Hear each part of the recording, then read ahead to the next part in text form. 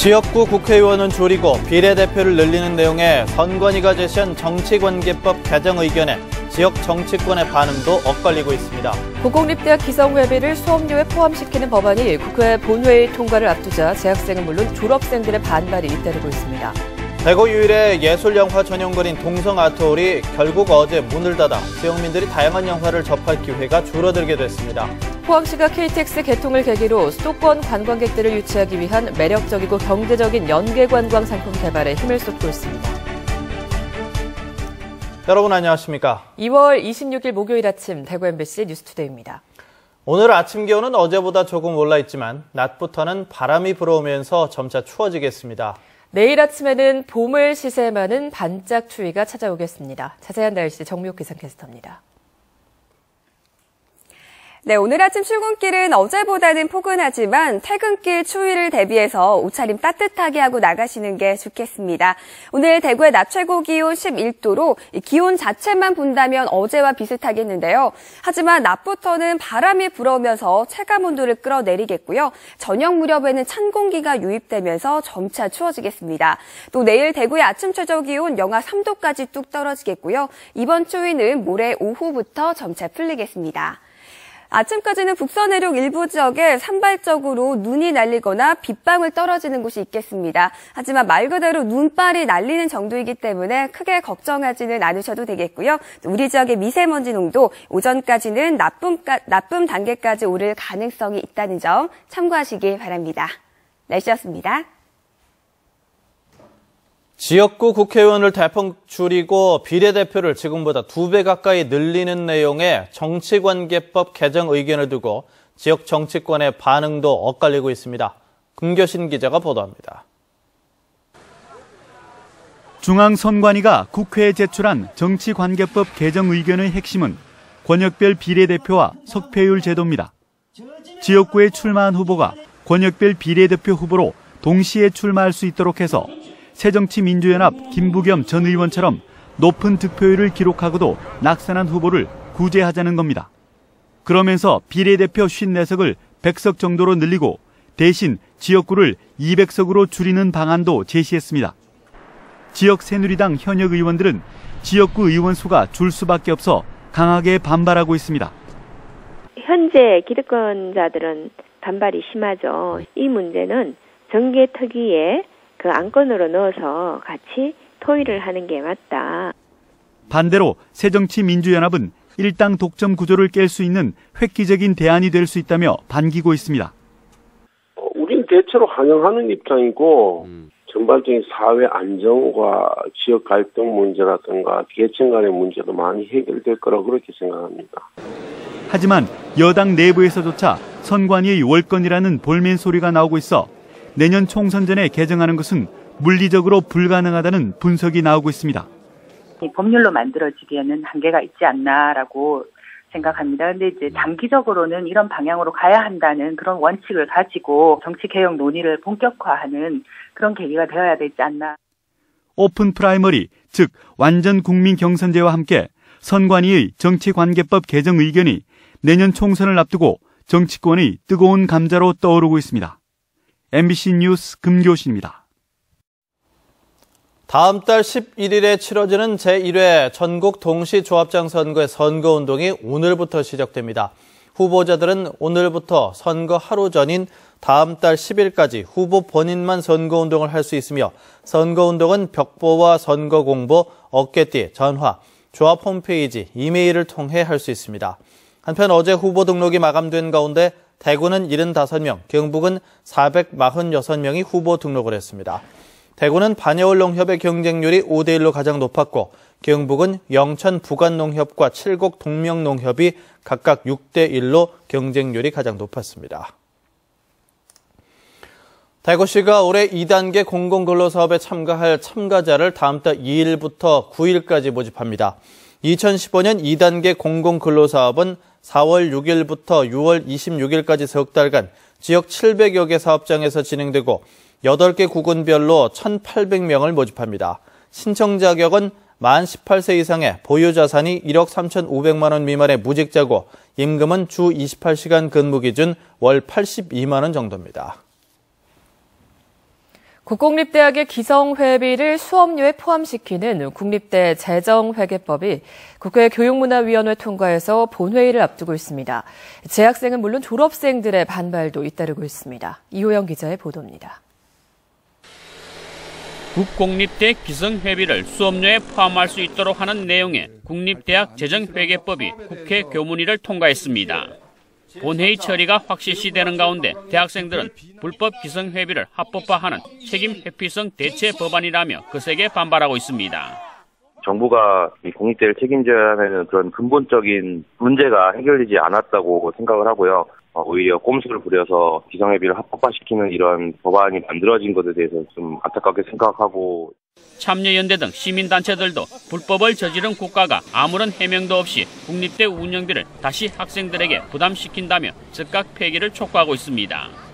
정부에서 단 한 푼도 못 내놓겠다.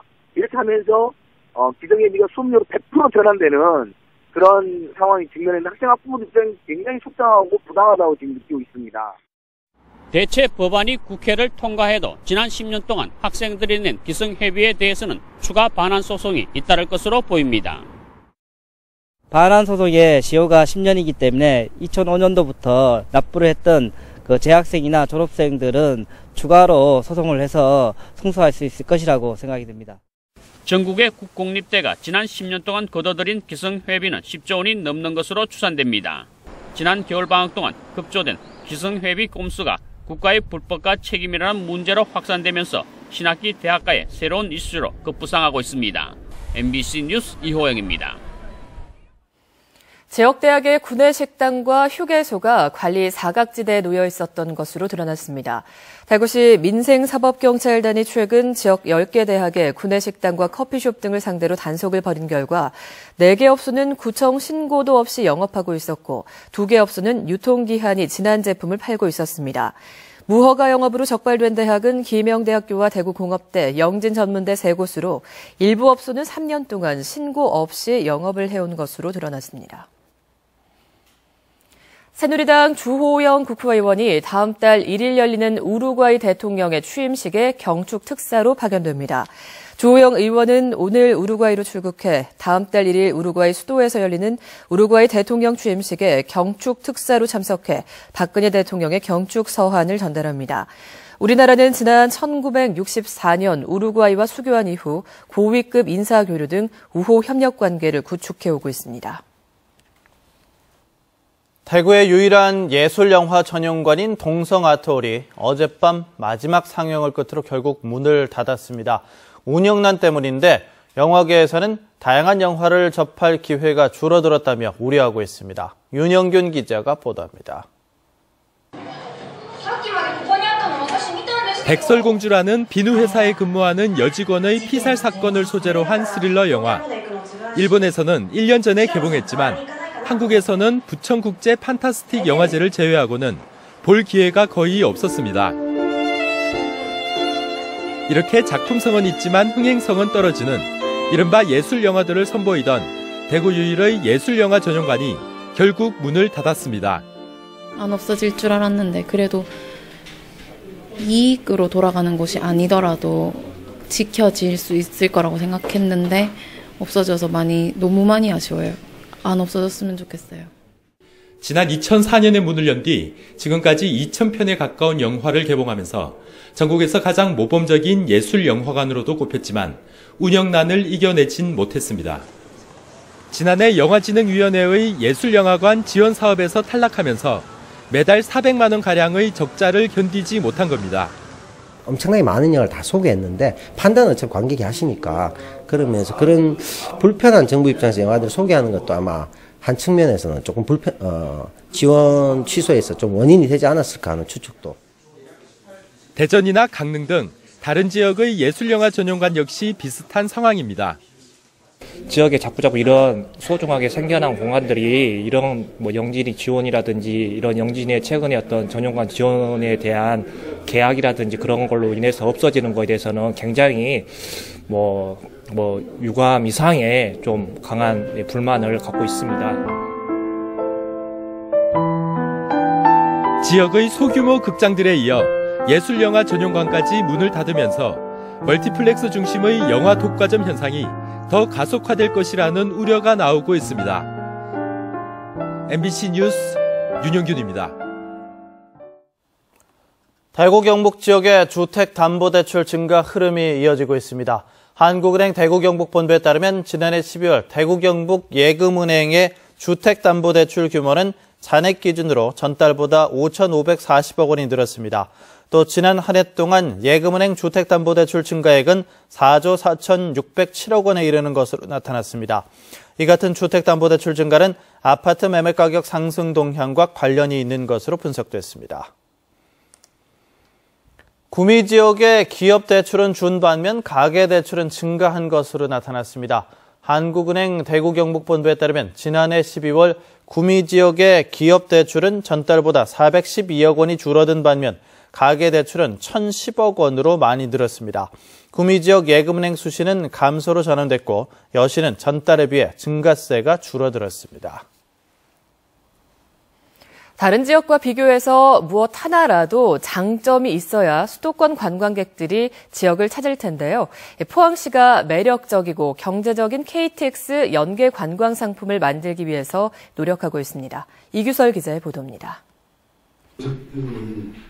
포항에서 열린 수도권 관광객 유치 협약식. 포항시장과 울릉군수, 한국철도공사 서울본부장이 KTX 모형을 들고 협력을 다짐하고 있습니다. 이 자리에선 눈에 띄는 이야기가 오고 갔습니다. 코레일은 울릉도 독도 관광객이 서울 포항 간 KTX 열차를 이용할 경우 요금을 최대 40%까지 할인해 주기로 했습니다. 새로운 개념의 여행 문화를 조성할 수 있다는 점에서 기대가 큽니다. 이렇게 되면 포항을 거치는 울릉도 독도 여행이 수도권에서 봤을 때 가장 빠르고 경제적인 상품이 되는 겁니다. 포항시는 울릉도 독도 관광객이 배를 타기 전에 포항에서 1박을 하도록 유도해 이른바 낙수 효과를 노리고 있습니다. 포항 크루즈를 타고 영일만을 즐기는 야간 유람선 체험과 영일대에서 죽도시장까지 걸어가는 걸어서 포항 야경 즐기기 프로그램이 경쟁력이 있다고 판단하고 있습니다. KTX 승차권 가격을 할인하고 전통시장을 들르는 사람들의 상품권을 할인해주는 그런 방안을 상인회와 적극적으로 강구하겠습니다. 그런데 이런 계획을 추진하는데 가장 큰 걸림돌은 바로 턱없이 부족한 포항의 숙박시설입니다. 시는 이런 핸디캡을 관광호텔 확충을 통해 극복하기로 했습니다. 포항의 한 호텔입니다. 이곳은 박정희 대통령과 명사들이 머물렀던 유서 깊은 장소지만 지금까지 정식 호텔로 시청에 등록되지 않아서 아는 사람들만 이용해왔습니다. 숙박의 어떤 시설면을 또 이 재수선하고 또 이 역사적인 어떤 스토리를 던져주는 그런 어떤 일들을 지금 진행하고 있습니다. 시는 이런 숨겨진 숙박업소를 전국에 홍보하는 한편 영일대 인근 일부 모텔을 아침 식사가 가능한 관광호텔로 바꾸기 위해 노력하고 있습니다. KTX는 포항에만 오는 것이 아닙니다. KTX 호남선이 뚫리면 여수도 가고 목포도 갑니다. 수도권 관광객을 경쟁도시에 빼앗기지 않으려면 다양한 아이디어를 짜내고 또 적극적으로 홍보해야 합니다. MBC 뉴스 이규설입니다. 한국뇌연구원이 체코 세인트앤 대학병원 국제임상연구센터와 업무 협약을 위한 MOU를 체결했습니다. 상호 협력 협약서의 주요 내용은 치매를 비롯한 뇌질환 연구 협력 및 빅데이터 기반 뇌질환 역학 연구, 정기적인 학술 행사 개최와 인력 교류 등입니다. 체코 세인트앤 대학병원 국제임상연구센터는 심혈관과 신경질환의 치료법과 신약을 개발하는 연구기관으로 350명의 연구 인력을 보유하고 있습니다. 신학기를 맞아서 대구시 보건환경연구원이 학교 급식조리 종사자를 대상으로 보균 실태를 조사합니다. 조사 대상은 최근 3년 동안 학교 내 집단 식중독이 발생한 5개 학교이고 조사 항목은 장출혈성 대장균과 세균성 이질, 노로바이러스 등 전염성이 강한 세균과 바이러스 보균 여부 등입니다.